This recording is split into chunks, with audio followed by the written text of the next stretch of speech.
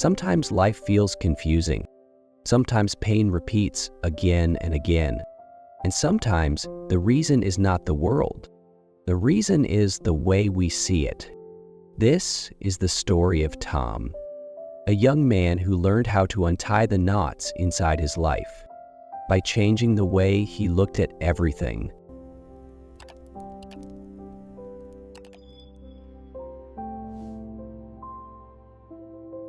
Tom was 25.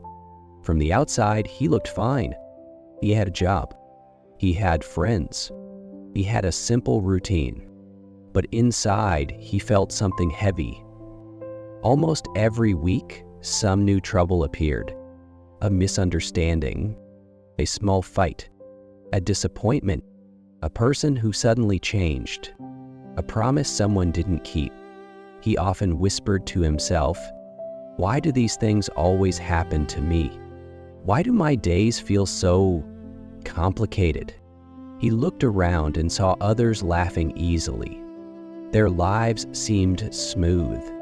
Their relationships seemed simple. Their hearts looked calm. But Tom felt like life kept placing small stones in his shoes. Not enough to stop him, but enough to hurt every step he took. One morning, Tom met a new colleague at work. The man smiled warmly, spoke politely, carried himself neatly. Tom's mind reacted fast. Seems like a good person. I can trust him. And from that moment, Tom treated him like a close friend. He shared personal stories. He relied on him. He believed in him. He expected loyalty, even though they barely knew each other. Weeks later, when this colleague acted cold, when he spread a small rumor, when he ignored Tom during a group meeting, Tom felt crushed. He sat at his desk and whispered, "How can he do this? I thought he was kind." But the truth was simple and painful. Tom never knew him. Tom only knew the picture he painted in his own mind, a picture the world never promised to match. And when the picture broke, Tom broke with it. Days passed, and slowly Tom began to see a pattern in his life. It wasn't just friendships. It happened in love too. He remembered how fast he used to fall for someone, how he imagined a future after just a few sweet moments, how he dreamed before he understood. Then things changed, and Tom felt betrayed by a reality he never truly studied. It also happened at work. He expected coworkers to think like him, behave like him, respect him the way he respected them. And when they didn't exercise, he felt disappointed, angry, hurt. Until one evening, he sat alone in his room, lights off, the quiet air pressing gently against his thoughts, and he whispered, "What if the world is not the problem?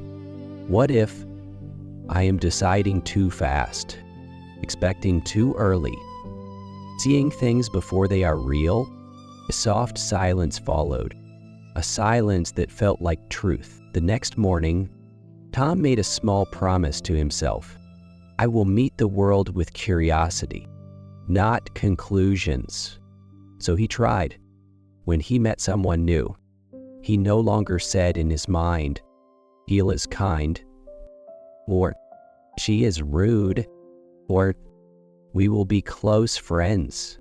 Instead, he said, "I see a person. That is all I know now. Let me observe." At first, it felt strange.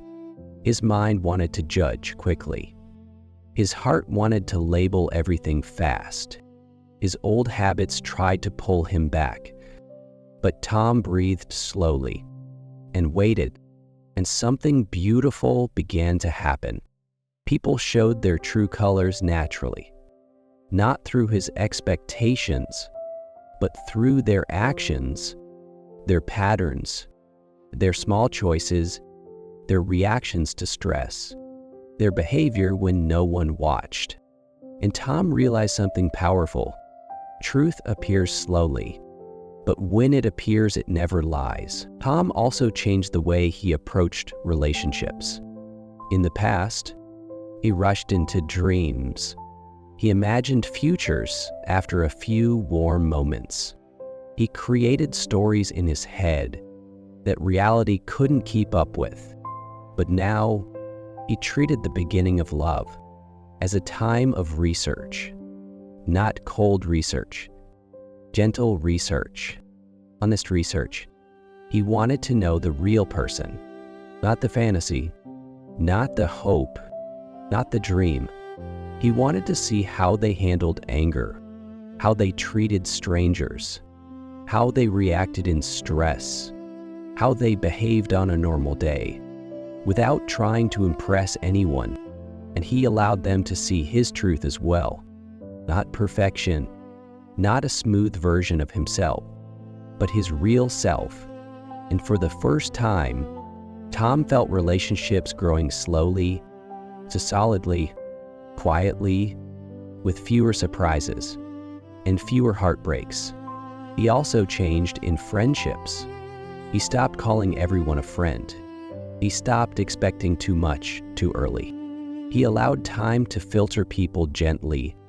Some stayed, some drifted away, some surprised him with loyalty, some revealed their selfishness.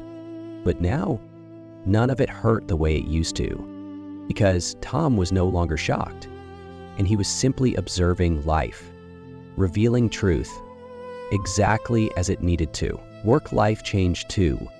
Before, Tom entered new environments with hidden expectations about everything, how people should act, how the culture should feel, how managers should behave.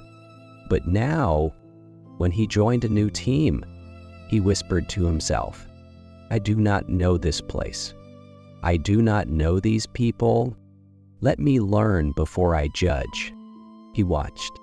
He listened. He took mental notes.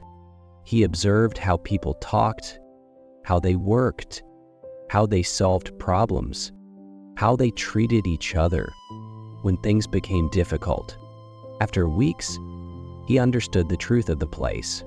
Only then, he made decisions about his path.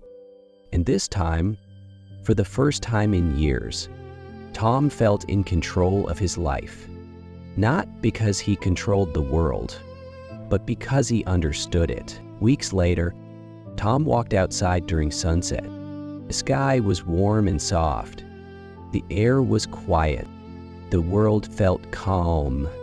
He remembered the old version of himself, reactive, wounded, disappointed, living inside a maze of expectations. Now he felt lighter, clearer, more grounded. He closed his eyes and whispered, "I don't need the world to fit my thoughts. I only need patience and curiosity and time." And for the first time, he felt something like freedom.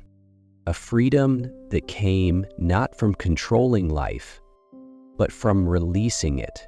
Life does not follow the map inside your mind. Life follows its own rhythm. Meet it slowly. Watch it carefully. Allow truth to appear in its own time. When you stop forcing the world to match your expectations, the world stops hurting you. Do not wait for tomorrow. Begin today, even with the smallest step. Thank you for listening to Inner Tales. If this story touched your heart, don't forget to like, share, and subscribe, so you never miss another tale that brings warmth, clarity, and a little more light to your inner journey, while helping you grow day by day in your English learning.